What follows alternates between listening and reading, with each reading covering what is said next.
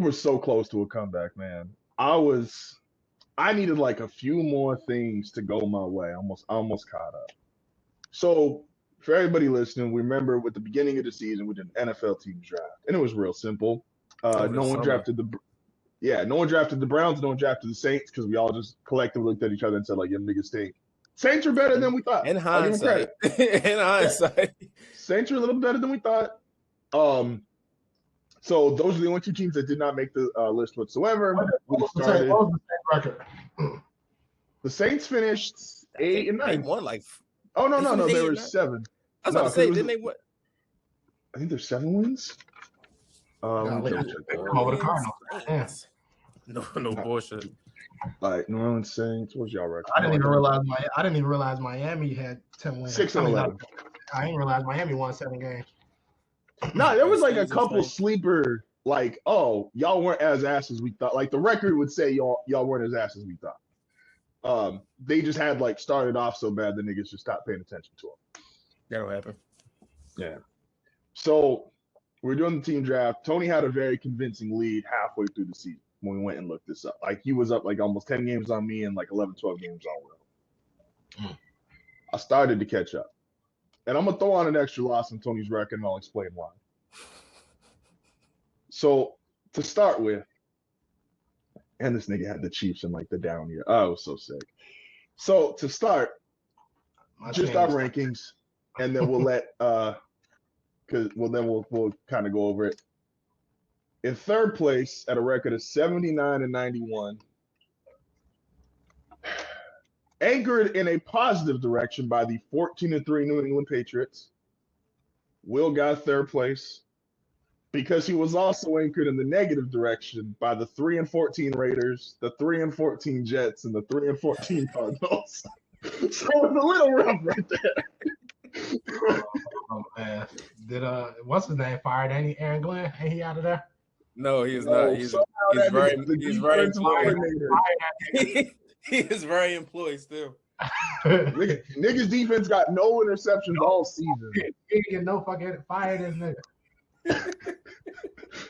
That's like, not I wouldn't expect these niggas to carry me, but goddamn. And no, it's funny too. Patriots, because I think we got them listed in the order that we drafted them. Did I draft the Patriots like second to last? Second to last. So that's what the Patriots. We was top heavy. I think what's the Patriots records 14-3. You had the Patriots 14-3, the Rams. Yeah, Rams 12-5. You had the Bears and Eagles both 11-6. You had some heavy hitters. I was top heavy. I was the knees though. You should have let Tony draft his Raiders. Like for sure. So yeah, 79-91, so close, 11, a little under 500. Coming in second place, did make a comeback, but not quite enough to take over the lead. And I thought I had it, but I believed in niggas who got fired this year. So we take our L's. Anchored in a positive direction, and I'm gonna clap myself on the back by the 14-3 Broncos. I also got, ironically, the 13-4 Jags, who are my last pick. I had Bills and Texans at 12-5, but anchored in a very negative direction with the 3-14 Tennessee Titans and the 4-13 Giants. I finished 89-81. Taking the Titans when you took the Titans is crazy. I remember exactly what I thought. I was like, Will Levis was so horrible. I'm like, Cam Ward is worth 4 games because these niggas don't have to employ Will Levis anymore. I was wrong. I don't know, I just put your hand up. So the Jaguars, hilariously, my last pick, and came through. That was begrudgingly too. Because even when I took the Steelers, I was like, if Mike Tomlin ain't gonna do shit else, he's gonna finish over 500. He gonna get a winning record. That's a fact. And then coming in at first place. What was your overall? I got 89-81. Okay. Despite the fact his own team finished under 500, despite the fact he got the Chiefs in their first losing season in over a decade, he is the only one that did not draft a 3 or 4 win team. Hands up.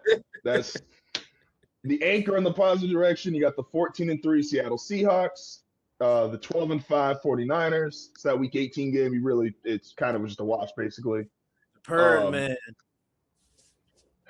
92 and 76. Now, here's why I'm saying I'm throwing an extra loss. I don't know how we're going to handle this. I forget what we did on the half-season review. Because you have both the Packers and the Cowboys, who both had a tie. So is 2 ties a loss, or is 2 ties a win? Because I got you at 92, 76, and 2. They got 2 ties. That just looks weird. That's it. It ain't like to catapult you into first place, nigga. It's not, but it's like I feel better if I put the niggas 92 and 77. I feel a little bit better. He said, "Do something to make me feel good." I just because I was making a comeback because I was down, and I'm like, I finished 3 wins behind him, and I was like, gosh, damn, we were making the comeback. Fucking Bengals. I believe in the Bengals. Who the fuck let me pick the Bengals? Never believe in a team who just got an indoor practice facility a year ago. The worst team, and I had a 3-win team. Will had a couple 3-win teams. The worst team, hilariously, and this didn't make me feel a little bit better about it. Tony's worst team on his list was the Kansas City Chiefs. Brother, if Daniel Jones' leg didn't fall off his body, we would have ran away with this 2 weeks ago. Yeah, no, the Colts Phillip Rivers was getting burned. He was throwing off the percentages. A grandpa was fucking up the numbers. And man, he might throw the ball farther than Bryce Young. I want to give a shout out to Brock Purdy. They said they is a bald man in here. They said to give you Baker Mayfield money. I never ever agreed with that. You went to a Super Bowl. They should never have given you Baker Mayfield money.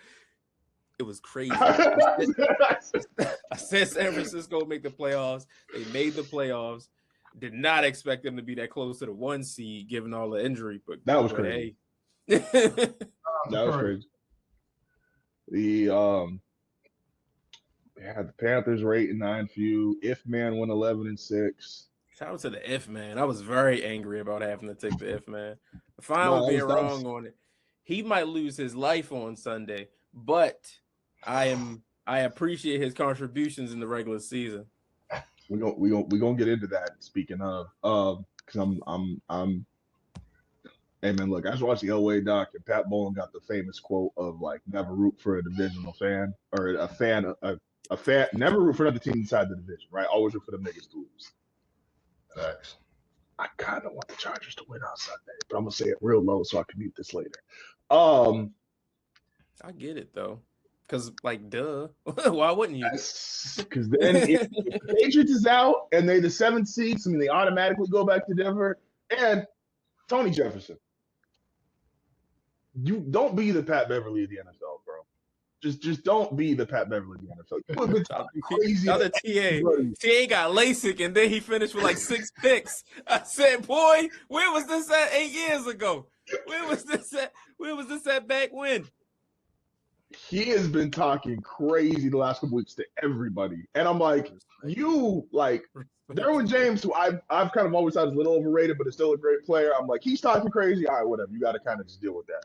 Tony Jefferson, you ain't the nigga to talk crazy. So I'm hoping that the Chargers win in a really sick way. I don't know if they will. It's going to be tough, but Tony Jefferson with the game clinching interceptions over Drake May and Bo Nix would be very funny.